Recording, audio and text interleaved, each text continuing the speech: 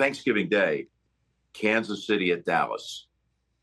You could argue the two biggest brands right now in the NFL. The Cowboys have obviously been the brand, the national team moniker for 40 years at least. And now Kansas City is trying to lay claim to that. They're trying to get a piece of Christmas Day and on a full-time basis, and they're willing to play anywhere because they're such a brand team. They're so good. But KC and Dallas, to put those two gigantic brands together on the most watched day of the regular season in the NFL, it's going to set records.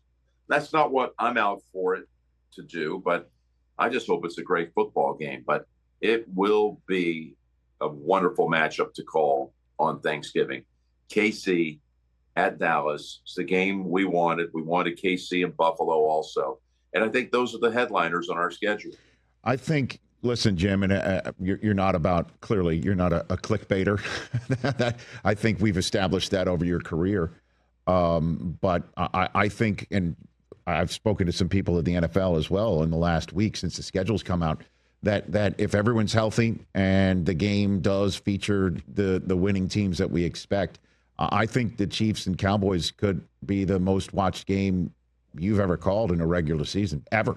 I think it has that potential right there. I think it's a good chance of that. I would love to go back and see what the numbers were like when we had Brady and Manning all those many years. And, they played 17 times against each other. I got to call 11 of those 17.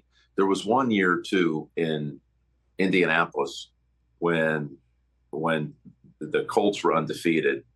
And, of course, the Patriots were coming off a Super Bowl win. I know that was a monster rating. Catch the Rich Eisen Show live weekdays from 12 to 3 p.m. Eastern on Roku Sports Channel in the U.S.